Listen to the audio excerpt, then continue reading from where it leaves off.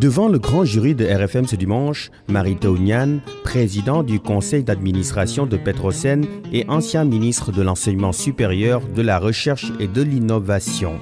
Il est l'invité de Babacar Fall. Beaucoup de sujets.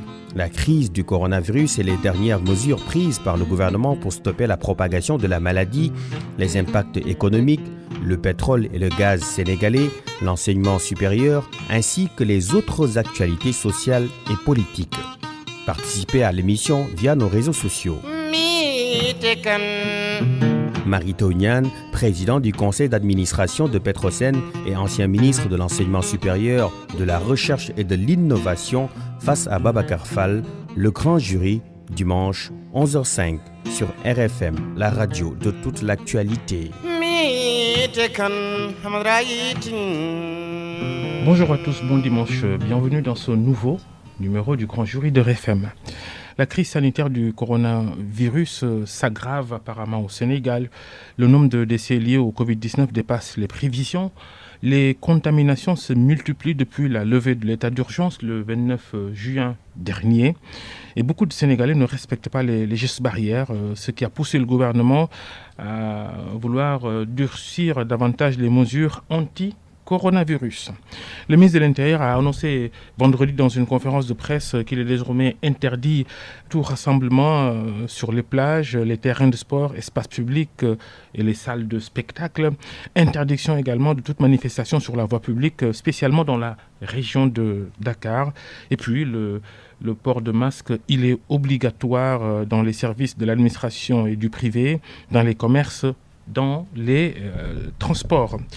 Alors, ces mesures, nous allons tout de suite les évoquer avec notre invité, le professeur Mary-Teuw Niane. Bonjour. Bonjour, Babacar. Vous êtes mathématicien, professeur titulaire de classe exceptionnelle. Et en tant que d'ailleurs professeur d'université, vous avez eu à encadrer 3 thèses d'épidémiologie. Ces dernières mesures du gouvernement, elles sont suffisantes ou incomplètes ? Disons que c'est des mesures du gouvernement et dans ce sens, j'invite tout le monde à les appliquer puisque c'est le gouvernement qui dirige l'action publique et il est important que chacun de son côté puisse les appliquer pour qu'on aille dans le même sens. Maintenant, ces mesures, évidemment, il faut sans doute les renforcer. Je prendrai une mesure, le port du masque. Je crois que c'est essentiel. Le port du masque est un élément très important dans le frein à la contamination et je pense qu'il devrait être obligatoire dans tout l'espace public. Cela veut dire dans la rue, le port du masque doit être obligatoire. Sinon, ce serait très difficile de comprendre que vous alliez dans une boutique, vous devrez porter un masque. Vous allez dans un centre commercial, vous devez porter un masque. Et qu'en y venant, vous puissiez ne pas porter un masque. Justement, répondant à une question d'un journaliste lors de sa conférence de presse de vendredi, le ministre de l'Intérieur a semblé dire qu'on ne porte le masque que lorsqu'on est entouré de personnes, que quand on sort de la maison, on n'est pas obligé de porter le masque. Est-ce que ça n'affaisse pas toute la communication autour du port obligatoire du masque ? Je crois que vous avez soulevé une question, la communication. Elle est très importante et je pense qu'elle est à différents niveaux. Et sans doute, elle a pu brouiller un peu la compréhension des populations et de certaines catégories sensibles de population. Et je pense qu'il faut des mesures simples. Et le fait de dire, quand vous sortez de votre maison, vous devez porter le masque jusqu'à y revenir, je crois que c'est simple. Et c'est quelque chose qui est facilement compréhensible. Et pour moi, c'est un élément important. L'autre élément pour moi qui est important, c'est l'adresse à la jeunesse. Et il faut la faire aussi de manière subtile. La jeunesse est, elle aussi, victime de la maladie, même si le nombre est faible. Si nous regardons, c'est une dizaine de personnes qui sont décédées d'âge inférieur à 39 ans, mais le nombre d'affectés touche particulièrement la jeunesse. Et je pense qu'il faut la sensibiliser sous 2 aspects. Un, qu'elle peut, lorsqu'elle a des comorbidités, et elle en a, certains en ont, comme l'asthme, comme le diabète, comme les insuffisances respiratoires, comme les insuffisances au niveau cardiaque, etc., que cette jeunesse peut aller vers des cas graves. Mais c'est vrai que beaucoup d'entre eux vont porter le virus sans avoir des symptômes extérieurs de la maladie. Et cela, il faut les sensibiliser qu'ils peuvent contaminer.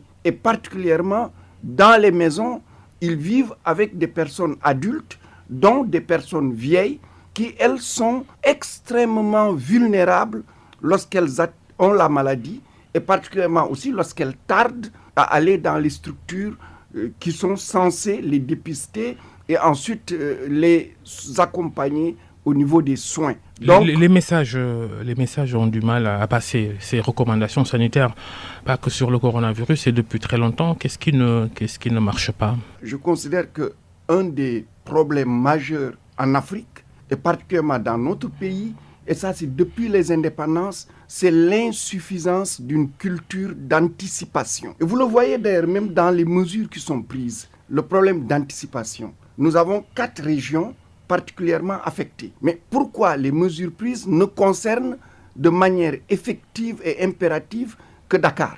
Les autres, il faut attendre que le gouverneur ou le préfet, comme Thiès, comme Diourbel, comme Ziguinchor, prennent les décisions. Mais nous devons anticiper pour que ces régions n'arrivent pas à la situation à laquelle arrive aujourd'hui Dakar. Mais ça, c'est dans tous les domaines. Et c'est historique, c'est depuis les indépendances. En moyenne, 75% des infections au Sénégal, ces infections sont dans la région de Dakar. 75%. Mais quand vous ajoutez ces 3 régions, vous êtes à 93% des infections. Donc nous pouvons anticiper pour que ça n'arrive pas dans ces régions. Le deuxième élément, c'est la difficulté d'établir une ligne politique et de la tenir dans la durée. Ça aussi, c'est valable partout. C'est valable dans l'école, c'est valable dans la santé, c'est valable dans l'économie. C'est valable. C'est depuis longtemps et ce ne sont pas seulement ceux qui sont là. C'est une question à laquelle, sans doute, l'éducation doit répondre. L'autre élément, c'est évidemment l'élément de la citoyenneté. La citoyenneté suppose un respect aux institutions. Vous voyez, quand le président de la République dit qu'il faut faire telle chose, il est essentiel que les citoyens puissent suivre. Quand le gouvernement dit nous devons faire telle chose, c'est impératif que tout le monde puisse suivre. Mais à ce niveau-là, la culture manque.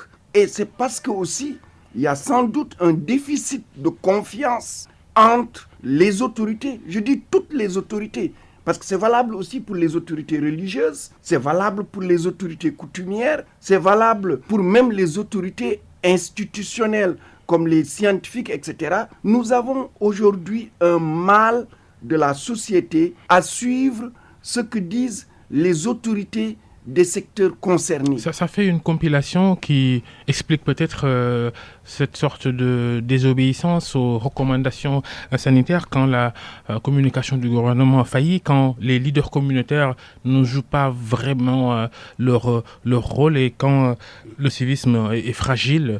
On n'aura pas les résultats qu'on veut obtenir pour endiguer la propagation du coronavirus. Si on doit les avoir, on va les avoir beaucoup plus lentement. Et cette maladie, plus vous allez lentement, évidemment, plus elle a la possibilité, comme on dit, de vous devancer et de faire des dégâts. Et vous avez soulevé une question, c'est une question de fond. Et je pense qu'il appartient, hélas, il appartient surtout au président de la République de reconstruire ce climat de confiance, cette coordination de tous les acteurs autour de cet objectif qui est l'objectif aujourd'hui premier par rapport à tout. Comme on dit, wow, nekf. Et aujourd'hui, c'est ça l'enjeu. Faire en sorte que les citoyens retrouvent la confiance par rapport aux autorités étatiques, retrouvent la confiance par rapport aux autorités maraboutiques, par rapport aux porteurs de voix que peuvent être les maires, que peuvent être les préfets, que peuvent être les communicateurs traditionnels, et aussi donner la place. J'ai vu au tout début, la science avait beaucoup de place. On faisait beaucoup référence à la Commission nationale de gestion des épidémies.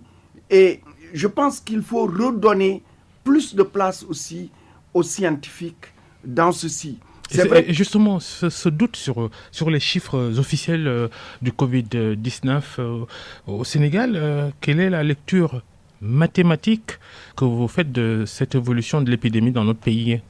Alors, moi, je pense que nous avons eu plusieurs phases dans cette épidémie au niveau des chiffres. Il y a eu un moment où la vision des chiffres donnés était très claire, puisque dès qu'on identifiait quelqu'un qui était positif, on identifiait tous ses contacts et on faisait le test au niveau de tous ses contacts. Donc, il y avait une cohorte qui était suivie. Et puis, à un moment donné, ça date d'il y a quelques semaines, nous avons vu, et moi c'est en examinant les chiffres que je l'ai vu, que les tests ont baissé. Le nombre de tests a baissé et ça m'a beaucoup surpris parce que l'une des politiques, à côté des politiques de distanciation ou des politiques liées à la distanciation, c'est la question des tests. Parce que plus on va tester, plus on va détecter des cas positifs, plus on va pouvoir les sensibiliser ou les isoler ou les sensibiliser pour qu'ils ne contaminent pas d'autres. Mais nous nous sommes rendus compte que, et aussi en discutant avec des gens, parce que nous discutons avec des gens qui ont été malades, qui ont des familles, etc., où la personne malade est testée, mais on dit aux autres membres de la famille, rentrez chez vous, et lorsque vous aurez des symptômes, à ce moment-là, vous nous faites signe. Donc, je pense que cette politique de tests, j'ai vu il y a quelques jours, il y a deux jours, le nombre de tests a augmenté et puis il a baissé. Je pense qu'il faut augmenter sensiblement le nombre de tests pour accompagner la politique de l'État. Parce que la politique de l'État, si vous regardez, c'est on met le moins de coercition possible. Alors, dès lors que vous mettez le moins de coercition possible, il faut compenser cela par le nombre de tests que vous faites pour identifier au maximum les cas positifs et pouvoir prévenir la contamination. Et je pense qu'on atteint 1900, mais sans doute il faut pousser, aller autour de 4000 tests par jour, et surtout voir comment rendre les tests disponibles. Parce que je me suis rendu compte aussi, si vous vouliez vous-même vous tester, vous ne pouvez pas. Priorité aux cas contacts et aux voyageurs maintenant. Priorité aux cas contacts qui sont malades, je dirais. Qui sont malades. Et aux voyageurs porteurs de passeport. Mais je pense qu'il faut là aussi revoir cette politique de test, quitte à permettre à ceux qui souhaitent se faire tester directement qu'ils payent et qu'ils se fassent tester, parce que ça va être aussi un apport pour l'État pour acheter d'autres tests. Je pense que c'est une politique indispensable qui doit accompagner les mesures annoncées par le ministre de l'Intérieur. Et j'invite tout un chacun à faire de son mieux pour les respecter et même pour aller au-delà. Le gouvernement ne le dit peut-être pas si les tests sont restreints maintenant. Peut-être un problème de moyens se pose, moyens financiers. Je ne sais pas. Moi, j'ai étudié juste les chiffres. J'ai vu semaine par semaine quelle est la situation. Donc, c'est par rapport à ça que je réagis. Je sais une chose, et ça aussi, je pense que tous ceux qui examinent cette situation doivent être à ce niveau très humbles, parce que cette maladie a surpris tout le monde. Les grands pays, nous les avons vus avec les plus grandes difficultés, à part l'Asie, qui a une tradition de discipline, une tradition de citoyenneté et une tradition aussi de port du masque. À part l'Asie, pratiquement tout le monde a rencontré des difficultés. Et c'est de grands pays qui ont de grands moyens. Et c'est réajusté au fur et à mesure au niveau politique. Je pense que chez nous aussi, c'est naturel, cette difficulté est venue. Mais nous avons un avantage, parce que la maladie arrive chez nous, je dirais, en retard. Et je dis même, elle a été freinée par plusieurs facteurs qui ne sont pas encore suffisamment documentés au niveau scientifique. La jeunesse de la population africaine, je considère que c'est un frein. L'autre frein, est-ce que quelque part, dans les types de maladies que nous rencontrons chez nous, est-ce qu'il n'y a pas parmi elles, ces maladies-là, des facteurs qui, en tout cas, rendent sans doute moins virulent le virus que sur d'autres continents? Est-ce qu'il n'y a pas d'autres facteurs? Mais dans tous les cas, il y a un retard. Et ce retard est un bénéfice pour la mise en place de politiques qui ont montré leur efficacité. Parce qu'il n'y a pas de médicaments, il n'y a pas de vaccin. Donc, le principal outil, c'est la prévention. Et ce qui a donné des résultats partout ailleurs, c'est vraiment la distanciation avec tous les éléments, avec le masque, le lavage des mains avec le savon ordinaire, d'éviter les rassemblements. Et chez nous, nous sommes un pays de rassemblement. On a les rassemblements familiaux. J'ai entendu chez le ministre de l'Intérieur parler désormais il n'y aura plus les levées de corps, etc. Je pense qu'il faut aller plus loin là aussi.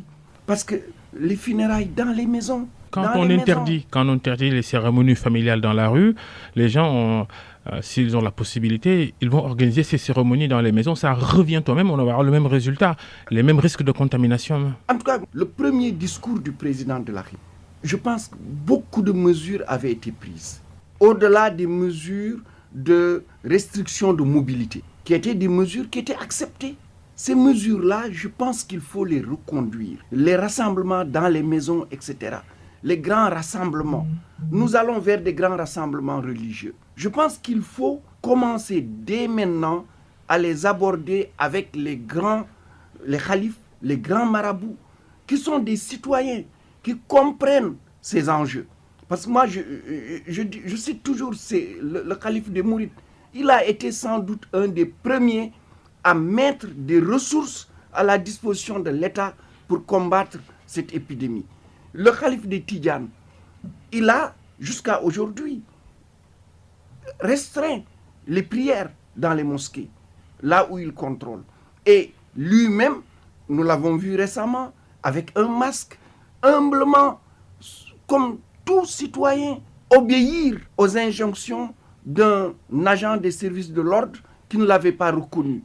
Je pense que ces augustes personnes, si on leur parle, en leur donnant l'exemple de la Mecque qui recevait pour ce pèlerinage, l'année dernière, c'était autour de 2 500 000 personnes. Cette année, il a fallu d'abord se tester. C'est 10 000 personnes tirées au sort. Il a fallu qu'ils se testent avant de venir, qu'ils soient négatifs. Et ensuite, ces 10 000 ont respecté les mesures de distanciation. Et à la fin du Hajj, il n'y a eu aucun cas. Je pense que ce pèlerinage symbolique qui a été fait devrait peut-être nous aider à aussi organiser les activités religieuses à venir de manière symbolique, de telle sorte que nous n'ayons pas ce rush humain qui, nous le savons, dans tous les cas, conduira à une expansion de la maladie. Ces événements religieux d'envergure qu'on connaît au Sénégal chaque année, ils arrivent dans quelques semaines. Le ministre de l'Intérieur a été interpellé sur le sujet lors de sa conférence de presse de vendredi. L'État pourra-t-il sensibiliser qui de droit pour que ces rassemblements ne se tiennent pas, parce que les risques sont énormes si ces rassemblements religieux à venir se déroulent. Oui, je pense que l'État peut sensibiliser et doit sensibiliser. Que les rassemblements se tiennent de manière symbolique ou ne se tiennent pas. Je pense que les deux aspects, il faut les garder à l'esprit, de manière symbolique.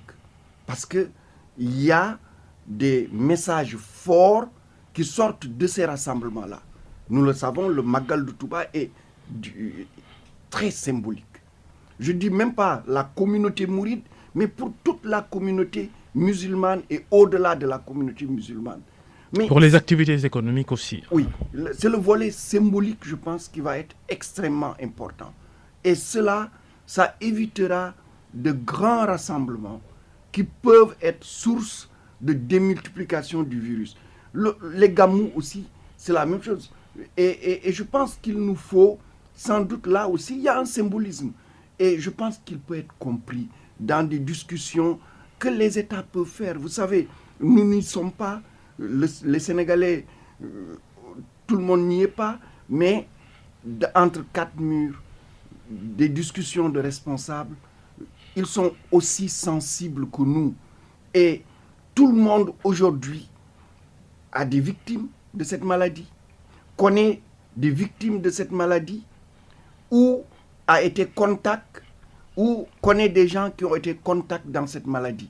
Donc elle a atteint un seuil où il n'est plus possible de dire que cette maladie n'existe pas. Elle est là. Et nous savons que les rassemblements religieux ont été aussi des facteurs de démultiplication de la maladie. En France, par exemple, la maladie est quasiment partie d'un rassemblement religieux. Symbole de ce que vous dites, le directeur de l'hôpital principal de Dakar a révélé lors d'une réunion présidentielle sur le coronavirus cette semaine au palais présidentiel, il a révélé que beaucoup de chefs religieux qui sont décédés du Covid-19 ont été contaminés lors de cérémonies de levée de corps. Tout à fait. Il a raison, le professeur Mame Thierno Dieng, c'est un grand spécialiste et c'est un grand monsieur. Je pense que s'il le dit... C'est un message fort. Je pense qu'il faut... Vous savez, le Sénégalais, il est un peu fataliste. Et il faut que nous revenions plus sur la réalité que nous vivons. J'ai entendu, parce que je discute avec beaucoup de gens, dire, nous, et c'est des Sénégalais ordinaire comme on dirait, dire ñun jomb nañu am feebar bi. Je dis feebar bi kenn jomb ko am ku nekk mun na ko am et personne n'est à l'abri, personne n'est digne ou indigne d'avoir la maladie. Avec toutes les incertitudes sur l'évolution du coronavirus, on craint en tout cas de nouvelles vagues de contamination partout dans le monde d'ailleurs. Sera-t-il facile pour les gouvernements comme celui du Sénégal d'établir tout de suite un plan de relance économique puisque dans notre pays, l'élaboration de ce plan a été déjà entamée. Sera-t-il facile pour Macky Sall et ses équipes de dire voilà comment on va relancer l'économie ? Oui, c'est une équation qui se pose à tous les gouvernements et c'est un devoir auquel le président Macky Sall a invité son gouvernement à, comme on dit, à donner une épreuve de telle sorte que le Sénégal puisse se tracer sa voie. Il ne faut pas attendre qu'on sorte de cette épidémie parce que, un, on ne sait pas quand est-ce qu'on va en sortir. Deux, les effets sont déjà là. Et les effets nationaux, les effets aussi internationaux. Parce qu'au niveau national, il y aura sans doute un manque à gagner de recettes qui va être très important. Au niveau international, il y aura sans doute plus de difficultés de mobilisation de ressources pour les projets. Donc, c'est une excellente chose de travailler sur un plan de relance. Maintenant, il est essentiel aussi de savoir ce qu'on va cibler. Parce que je suis convaincu, l'ambition au mois d'avril 2019 ne va pas être l'ambition d'aujourd'hui. Aujourd'hui, je suis convaincu qu'une des ambitions les plus importantes devra être de terminer les projets qui sont entamés. Je pense aussi une autre ambition qui doit être importante, c'est comment faire pour qu'on soit autosuffisant au niveau alimentaire. D'où la place et le rôle de cette campagne agricole. Et je dis Alhamdoulilah Rabbil Alamin, puisque, comme l'avaient prédit les organisations comme Agrimet, etc., ou notre ANACIM, la saison des pluies se déroule normalement dans pratiquement tout le territoire national. Je pense qu'il nous faut faire là un effort important pour vraiment produire le plus possible. La même chose pour la culture risicole, tout faire pour qu'on puisse avoir plusieurs récoltes parce que l'année prochaine, au mois d'avril, au mois de mai et à pareil moment, sans doute, il peut arriver qu'il puisse être difficile de trouver des graines, que ce soit du riz, que ce soit du maïs, que ce soit du blé, sur le marché mondial. Parce que beaucoup de pays qui sont de grands producteurs sont impactés. Des pénuries possibles.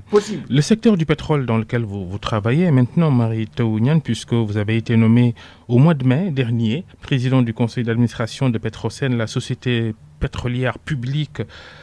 Alors ce secteur, la gouvernance Macky Sall compte beaucoup pour asseoir la marche du pays vers l'émergence avec l'exploitation et les futures explorations attendues de ressources pétrolières et gazières au large du Sénégal. Mais la pandémie de Covid-19 a tout chamboulé. Les retards dans la livraison des premiers barils de pétrole et des premières molécules de gaz. Vous attendez à quoi dans ce secteur-là ? Oui, je pense qu'il y aura sans doute un impact. Et c'est des impacts qui sont un peu différents. Il y a les impacts liés aux mobilisations de ressources, parce que vous le savez, le Sénégal a, dans le cadre de son code pétrolier et gazier, mis en place un dispositif qui lui permet, dans le cadre de l'exploitation des ressources pétrolières, d'aller jusqu'à 18%. Et nous voyons d'ailleurs que pour le gisement de Sangomar, nous allons sans doute dépasser ce pourcentage-là. Et pour le gaz, d'aller à 20%. Et cela demande déjà des mobilisations de ressources. Il y a aussi les infrastructures qui sont mises en place. Et une part du retard va venir sans doute de la mise en place de ces infrastructures-là. Pour exploiter par exemple le gaz de Grand Tortue Almeyine, qui est le gaz entre le Sénégal et la Mauritanie. Entre nous et la Mauritanie, il y a des infrastructures à mettre en place.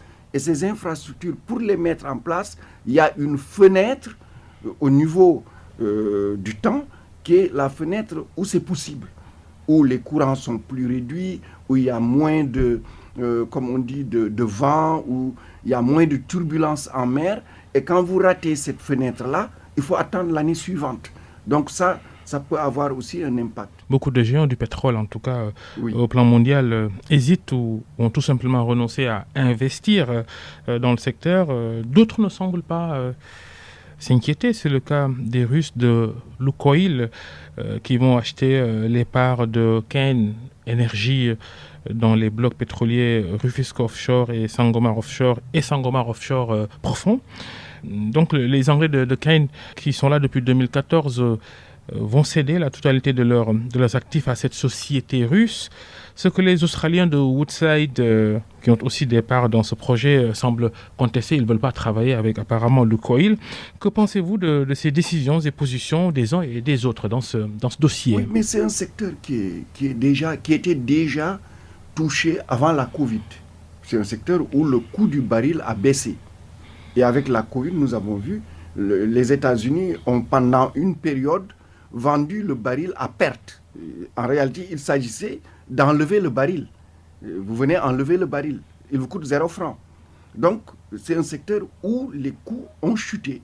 Les coûts sont en train de remonter. Faut-il compter alors sur le pétrole pour se développer demain quand on est un pays qui s'appelle le Sénégal, les énergies renouvelables qui sont peut-être une grande concurrence pour le pétrole. Vous savez, il faut plusieurs facteurs. Le pétrole est un levier. Il faut le saisir. Le pétrole et le gaz est un levier. Aujourd'hui, tous les ménages sénégalais n'ont pas l'électricité. Et vous savez que l'électricité est essentielle. L'exploitation du gaz devrait nous permettre, à très court terme, de faire en sorte que toutes les familles puissent avoir l'électricité. Quand vous avez l'électricité, vous pouvez avoir l'Internet. Et quand je dis l'Internet, moi je pense à l'éducation et à la formation. Le secteur gazier devrait nous permettre de développer la pétrochimie. Quand vous avez la pétrochimie, entre autres, vous pouvez développer tout ce qui est tuyauterie, tout ce qui est système goutte à goutte. Vous savez, c'est extrêmement important parce que nous avons beaucoup de terre. Nous avons aussi une nappe phréatique très importante. Mais la difficulté, c'est qu'il ne pleut que 3 à 4 mois. Et en dehors de cette période pluviométrique, vous ne cultivez pas. Si vous utilisez, grâce à la pétrochimie, vous mettez à la disposition des populations tout ce qui est tuyauterie et autres, et système qui permet de faire les gouttes à gouttes. Si vous, avec la pétrochimie, vous pouvez fabriquer les toiles sur les serres, vous mettez ce dispositif-là, vous allez redynamiser notre agriculture, à la fois le volet horticole, mais même le volet céréalier, etc., et redynamiser aussi les exportations. On revient aux spéculations sur les licences d'exploration ou d'exploitation. Donnez-nous votre opinion sur l'arrivée de Lukoil à la place de Cairn Energy qui lui a cédé ses parts. Non, alors, vous ne m'aviez pas laissé terminer. Tout à fait. Alors, simplement, c'est ceci. Le secteur est en train de se réorganiser.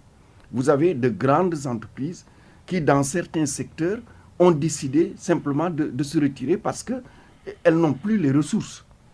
Et dans ce cadre-là, Cairn vend, mais attention, c'est un système. Woodside a aussi sa, comment on dit, voix au chapitre. Petrosen a voix au chapitre. Qui a 10% sur le projet. Et oui, et qui va avoir 18%. Même plus de 18%, je pense autour de 21% encore. Et ensuite, non seulement Petrosen a voix au chapitre, mais le gouvernement du Sénégal. Parce qu'il faut que le gouvernement donne son OK pour que cette vente puisse avoir lieu. Est-ce qu'à Petrosen, on va valider cette opération? Pour l'instant, cette décision ne nous est pas encore parvenue. Donc, nous, aujourd'hui, la préoccupation de Petrosen, c'est déjà de régler la question de prendre les 8% supplémentaires qui vont nous permettre d'avoir les 18%. C'est dans le code pétrolier. Oui. Petrosen peut avoir les 18%. Et quand il prend ces 18%, maintenant, Petrosen doit mobiliser sa cotisation dans ces 18%. Vous voyez? Donc ça, c'est le truc. Vous savez, je pense que beaucoup ne comprennent pas trop le code pétrolier. Peut-être dans une autre émission, on pourra revenir de long en large, parce qu'il y a la participation au capital, mais il y a aussi, au moment de l'exploitation, une part du pétrole qui revient au Sénégal, et ça revient. On ne l'achète pas. Ça revient au Sénégal, qui est une part importante. La même chose pour le gaz. Et ceci aussi est un élément pour redynamiser non seulement tout le secteur, parce que l'ambition de Petrosen, dans le cadre de cette restructuration, vous avez vu que Petrosen maintenant, vous avez Petrosen Holding, vous avez Petrosen Exploration et Production, vous avez Petrosen Trading et Services, c'est d'occuper toute la chaîne de valeur depuis le... En amont et en aval. Exactement. Vous avez bien dit, en amont et en aval. Et être comme les grandes sociétés. Et moi, j'aime dire, l'ambition du président Macky Sall, c'est Petrosen devra devenir comme Petronas de Malaisie, qui est aujourd'hui une société phare nationale au niveau pétrolier mondial. Avec la crise, donc, les spéculations vont sans doute se poursuivre. On va surveiller, par exemple, les Britanniques de BP qui ont annoncé cette semaine que la société va passer de société pétrolière internationale à société d'énergie intégrale pour se tourner vers les énergies renouvelables dont on parlait tout à l'heure. Alors, faut-il s'attendre à voir BP qui exploite avec Cosmos Energy un gisement de gaz entre le Sénégal et la Mauritanie? Faut-il donc s'attendre à voir BP se débarrasser de ses intérêts au Sénégal en vendant ses actifs dans ce projet? Est-ce que ce serait une bonne chose? Je pense qu'il faut prendre le marché pétrolier mondial tel qu'il évolue. Et tel que aussi en Europe, en Amérique, les choses se passent. Vous savez, la situation en Europe n'est pas la même que celle en Amérique. Parce qu'en Europe, le poids des écologistes, de ceux qui sont les défenseurs de l'environnement est tel qu'un certain nombre d'énergies vont devenir de plus en plus, je dirais, moins importants dans le fonctionnement de énergies fossiles, par exemple. Le solaire va devenir important, l'éolienne, l'utilisation des eaux chaudes, etc. En Allemagne, même le nucléaire va être presque éliminé. Alors qu'un pays comme la France, le nucléaire est très important, même si on sait que le nucléaire produit moins d'effets de serre que peut-être même le solaire. Mais ce qui se cache derrière le nucléaire, ou les peurs qu'il y a du nucléaire, font que tout cela combatte cela, et que les pouvoirs publics, de même que les entreprises qui sont dans le pétrole et gaz, sont obligés d'en tenir compte et de se redéployer par rapport à cela. Donc ça, c'est, je pense, une stratégie entrepreneuriale qui est une stratégie qui correspond à l'Europe. Si vous prenez les États-Unis, quelque chose que combattent par-dessus tout les environnementalistes, c'est l'exploitation du gaz de schiste ou du pétrole de schiste, etc. Et c'est bitume et tout cela. Mais en Amérique, vous avez vu que c'est quelque chose qui est licite et le gouvernement américain a moins de contraintes, ou en tout cas est moins sensible aux critiques et aux menaces des environnementalistes, etc. Donc, nous, autres pays, comme le Sénégal, je pense que ce qui est important de noter, c'est que les grands du secteur sont dans notre pays. Et s'ils sont dans notre pays, c'est qu'il y a de l'intérêt. Deuxième chose aussi, le gouvernement du Sénégal définit une politique qui va nous permettre, d'ici à 2025, de pouvoir avoir une part importante du développement du secteur pétrolier et gazier. Parce qu'on n'a pas encore sans doute vulgarisé la loi sur le contenu local. Et les décrets d'application, dans certains aspects, restent encore à prendre sur le contenu local, mais cela va permettre à ce que l'exploitation du pétrole et du gaz ne fasse pas du Sénégal seulement un pays qui va être, je dirais, bénéficiaire des recettes. Mais ça va produire de l'emploi direct et indirect. Ben justement, on parlait de BP, le projet dans lequel intervient BP se trouve donc entre la Mauritanie et le Sénégal, au large de Saint-Louis, votre ville natale, votre fief. Et ça, on y reviendra tout à l'heure. Saint-Louis où a été lancé récemment une école de formation au métier du pétrole et du gaz. Il existait déjà un institut national du pétrole et du gaz à Dakar. Doublon ou pas? Non, il n'y a pas de doublon. Je pense ce qu'il faut. Vous savez... Est-ce que le marché sénégalais du pétrole et du gaz pourra offrir du travail à ces centaines et des centaines de jeunes qui seront diplômés de ces écoles? Vous savez, le pétrole et le gaz offrent énormément d'emplois, mais pas là où on le pense. Ce n'est pas dans l'exploration et dans la production que vous allez avoir le plus d'emplois. C'est dans tout ce qui est dérivé du pétrole et du gaz. Je vous ai parlé par exemple de la pétrochimie. Aujourd'hui, nous n'avons pas d'entreprise de pétrochimie. Il faudrait qu'il y en ait, et qu'il y en ait plusieurs. Petrosen va sans doute se lancer dans ce secteur-là, mais il y aura un besoin que des privés sénégalais se lancent dans ce secteur-là. La distribution va créer aussi beaucoup d'emplois, que ce soit du pétrole, du gaz. Et j'ai parlé de tout le volet agricole. J'insiste sur l'agriculture, parce que l'agriculture, c'est un levier essentiel de développement. Le pétrole, demain, il n'y aura plus du pétrole, il n'y aura plus du gaz. Mais l'agriculture devra toujours être là. Et ensuite, le développement des autres secteurs. Je dis au Sénégal aujourd'hui, un secteur prometteur, c'est le numérique. Mais pour développer le numérique, il vous faut l'électricité partout au Sénégal. Et le pétrole et le gaz nous permettra d'avoir l'électricité. Et ayant l'électricité en continu, c'est d'abord un facteur d'allègement du prix de l'électricité, que ce soit pour les ménages, que ce soit pour les entreprises, mais aussi un facteur qui va permettre aux startups du numérique, aux géants du numérique. Il y en a déjà un chez nous, Atos, mais d'autres devront venir et cela, le pétrole et le gaz vont favoriser cela. C'est pourquoi je pense que la stratégie du gouvernement du Sénégal, qui est de dire, nous allons développer fortement ce secteur, mais nous n'allons pas miser toutes nos cartes sur ce secteur. Il devra être un levier pour développer les autres. 2, on va développer les ressources humaines. Là aussi, c'est le rôle de l'État. En lançant l'INPG, l'Institut national du pétrole et du gaz, pour former spécifiquement par rapport aux besoins de l'exploitation, etc.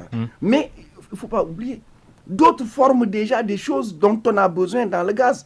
Vous allez à l'école supérieure polytechnique, les gens qui sont formés en génie électrique, en génie mécanique, les gens qui sont formés au niveau de l'IST, l'Institut des sciences de la Terre, les gens qui sont formés à l'Institut polytechnique de Saint-Louis ou à l'école polytechnique de Saint-Louis, tous ces gens-là, le pétrole et le gaz a besoin d'eux. Les universités, maintenant, Marita Ouniane, vous avez été ministre de l'enseignement supérieur pendant 7 ans. Avant, vous avez été recteur de l'université Gaston Berger. Décidément, vous et Saint-Louis, c'est une éternelle histoire. Les réformes dans le secteur, dont certaines, comme la création de l'UVS, de l'Université virtuelle du Sénégal, ont été mises en œuvre sous votre magistère de ministre de tutelle. Ces réformes ont-elles aujourd'hui amélioré la qualité des enseignements dans les universités publiques? Je pense qu'on a beaucoup amélioré la qualité. Vous savez, l'un des éléments importants pour la qualité, ça a été la création de l'autorité nationale d'assurance qualité ANAQ-Sup. C'est un maillon fondamental dans le développement de l'enseignement supérieur au Sénégal. Et la preuve d'ailleurs, le Sénégal a été pendant longtemps le seul pays d'Afrique francophone à avoir cette institution, et tous les autres qui en ont créé se sont inspirés du Sénégal. C'est une autorité indépendante qui évalue la qualité de l'enseignement pour le public pour le privé, pour le présentiel, comme pour l'enseignement à distance. Un facteur qui a été un facteur dans la détérioration de la qualité a été la massification des effectifs au niveau de l'université Cheikh Anta Diop de Dakar. Vous savez, lorsque j'arrivais au niveau de ce ministère, l'UCAD avait autour de 100 000 étudiants. Quand je quittais, l'UCAD était à 76 000 étudiants. Donc, l'effort que nous avons fait, qui est de faire décroître petit à petit les effectifs de l'UCAD et aussi le recrutement aussi d'enseignants, le fait que les enseignants qui vont à la retraite étaient remplacés, a permis d'élever le taux d'encadrement des étudiants. Et je pense que ceci, les étudiants ont senti cet effort-là, la réhabilitation des amphithéâtres au niveau de l'UCAD, la création de 5800 lits supplémentaires au niveau du campus social. Tout ceci a participé à améliorer la qualité. À cela, il faut rajouter aussi la pertinence, à savoir la professionnalisation des filières. Évidemment, l'accès est essentiel. Je le répète, nous n'avons pas assez d'étudiants. C'est valable pour tous les pays d'Afrique francophone, c'est valable aussi pour l'essentiel des pays anglophones. Il nous faut à peu près 2000 étudiants pour 100 000 habitants. Très rapidement, vous aviez aussi un projet de réforme du baccalauréat. Ce qui nous pousse à vous poser cette question. Le bac sénégalais est-il aujourd'hui un diplôme faible, en deçà des standards internationaux? Nous avons un très bon baccalauréat. La preuve, et je le dis haut et fort, je l'ai toujours dit, notre baccalauréat a un meilleur niveau que le baccalauréat français. Parce qu'ici, les élites politico-administratives, etc., regardent du côté de la France. C'est pourquoi, à l'époque, quand j'étais ministre de l'Enseignement supérieur, j'ai dit la bourse d'excellence extérieure, elle est donnée aux titulaires, aux étudiants, aux élèves qui sont au Sénégal, titulaires du baccalauréat sénégalais avec la mention bien ou très bien, ou aux enfants sénégalais qui sont à l'extérieur et composent dans le pays où ils sont. Mais quand vous êtes au Sénégal et que vous composez pour le bac d'un autre pays, même si vous avez la mention très bien, on ne vous donne pas la bourse d'excellence. Donc, nous avons un très bon bac. Maintenant, les temps changent. Il faut le réformer pour plusieurs raisons. Le réformer en allégeant ou en surchargeant encore Non. La réforme, elle va dans le sens suivant. Il faut bien regarder. Aujourd'hui, le profil des candidats au bac, c'est moins de 20% de candidats dans les séries scientifiques. Vous savez que si nous voulons développer ce Sénégal, il nous faut arriver au moins à un profil de plus de 50% de candidats dans les bacs scientifiques. Donc, il faut revoir ce baccalauréat. Sans doute, il faut créer de nouveaux bacs. Ça a commencé. J'ai vu que la formation professionnelle a revu le baccalauréat qui s'appelait G. Il y a eu ça s'appelle STEG maintenant. Oui, il y a quelques années, il y a eu la création du bac S4 et du bac S5.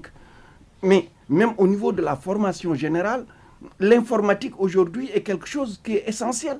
L'informatique devrait venir il faut peut-être regarder en amont, les cursus des élèves. Exactement. Introduire toutes ces filières dans les enseignements, l'élémentaire, le moyen secondaire. Il nous faut revoir à la fois les contenus, mais la manière d'enseigner pour que nous puissions susciter des vocations pour aller vers les filières scientifiques, techniques et professionnelles. Vous savez, un pays comme la Suisse ou l'Allemagne, les jeunes, très tôt, choisissent de faire des filières professionnelles parce qu'ils savent qu'en faisant des filières professionnelles, vous pouvez aller jusqu'au doctorat. Au Sénégal, depuis quelques années, c'est possible. C'est possible parce que nous avons mis en place les ISEP, les Instituts supérieurs d'enseignement professionnel. Une question, professeur Mary-Théo Niane. Les universités vont recevoir à la prochaine année académique de nouveaux bacheliers qui ont reçu des enseignements affectés par la crise du coronavirus. L'année scolaire hyper perturbée par l'épidémie. Le baccalauréat 2020 sera-t-il un baccalauréat sérieux? Il sera aussi sérieux que le baccalauréat de 1968. J'en parle parce que moi, je suis un produit de 1968. J'ai fait mon entrée en 6e en 1968 et je ne me souviens plus, je pense que c'est en septembre ou en octobre qu'on a fait l'entrée en 6e parce que les écoles avaient fermé très tôt. Fallait-il alors insister à poursuivre, terminer l'année scolaire? Je pense que les choix ont été faits. Ce qui est important, et je l'ai dit, c'est aujourd'hui le ministre de l'Éducation nationale, le ministre de la formation professionnelle ont ouvert les classes d'examen, CM2, 3e et terminale. Jusqu'à présent, tout se passe bien. Prions Dieu que tout puisse se terminer et que les examens puissent avoir lieu très correctement. Je ne peux pas, en tant qu'enseignant, en tant que quelqu'un qui a dirigé une université, en tant qu'un ancien ministre du secteur, penser un seul instant qu'on puisse aller vers une année blanche ou une année invisible. J'évoquais tout à l'heure votre affiliation à la... Parce qu'on termine cette émission. J'évoquais votre affiliation à la ville de Saint-Louis, affiliation naturelle, puisque vous êtes né dans cette ville il y a 66 ans. Affiliation politique aussi. Les prochaines municipales, vous avez déjà déclaré votre candidature à la mairie de Saint-Louis. Vous la maintenez? Mais il n'y a pas... C'est évident. C'est évident. Parmi vos adversaires, l'actuel maire, Mansour Faye, ministre du Développement communautaire et beau-frère du président de la République, un avantage pour lui sur vous ou pas? Non, il n'y a aucun avantage. L'avantage, c'est les Saint-Louisiennes. Ce sont les Saint-Louisiennes et les Saint-Louisiens qui le donneront. Je sais que les Saint-Louisiennes, je les aime tellement et ils me le rendent tellement que, ayant eu à exercer à Saint-Louis, parce que c'est moi qui ai choisi naturellement, délibérément, de quitter l'université Cheikh Anta Diop pour aller à Saint-Louis en 1990 à l'ouverture de Saint-Louis. C'est moi qui ai choisi, avec un groupe d'amis, de mettre en place la coopérative d'habitat et de construction qui nous a permis de créer la cité de Ngalel et de Boudjouk et qui maintient les enseignants sur place à Saint-Louis. En tant que recteur, le fait d'avoir créé l'UFR des sciences de la santé qui donne aujourd'hui à l'hôpital de Saint-Louis un plat des ressources humaines de qualité et beaucoup d'autres choses. Comment jugez-vous Mansour Faye sur sa gestion de la mairie de Saint-Louis? Je n'ai pas à le juger, j'ai simplement à dire que moi, si on m'élit, je ferai beaucoup mieux que lui. Et le regard que vous posez sur sa gestion de l'aide alimentaire d'urgence dans cette crise du Covid-19, il y a eu beaucoup de débats autour. Alors, sur ça, moi je pense qu'il y a plusieurs facteurs. Et parce que je ne veux pas accabler. Vous savez, je l'ai dit au début, cette maladie a surpris tout le monde. Et sans doute, si aujourd'hui le gouvernement du Sénégal devait choisir la manière d'aider les populations, je suis convaincu, avec l'expérience passée, il va dire « j'aurais fait autrement ». Mais il ne savait pas au départ. Vous avez été collègue, vous et Mansour Faye, au gouvernement, puisque vous avez été ministre de l'Enseignement supérieur en 2012 et 2019. Vous êtes resté ensuite 1 an sans charge publique avant d'être nommé PCA, président du conseil d'administration de Petrosen. Macky Sall essaie-t-il de vous envoyer à la retraite? Bon, je n'en sais rien. Moi, je suis un enseignant-chercheur et vous savez que les enseignants-chercheurs, même si, puisque nous sommes héritiers du système français, à 65 ans, vous allez à la retraite. Dans beaucoup de pays du monde, vous n'êtes pas à la retraite. Vous allez à la retraite quand vous décidez vous-même que vous ne pouvez plus rien apporter. Et c'est pourquoi je suis toujours très actif au niveau scientifique, au niveau technique, à travers le monde. Et votre collaboration politique avec Macky Sall? Ah non, je suis membre de l'APR, je suis membre du secrétariat exécutif national de l'APR. Le prochain gouvernement, vous pensez à retourner à la table du Conseil des ministres? Ça, il faut demander ça au président Macky Sall. Merci Marita Ouniane, merci d'être passé devant le grand jury d'RFM. Vous êtes président du conseil d'administration de Petrosen, la société pétrolière publique, ancien ministre de l'enseignement supérieur. Merci de nous avoir suivis, restez avec nous, les programmes continuent. Merci à Abdou et Pape et à Magui. Rendez-vous dimanche prochain pour un autre numéro du grand jury de RFM. Bon dimanche, bonne fin de semaine.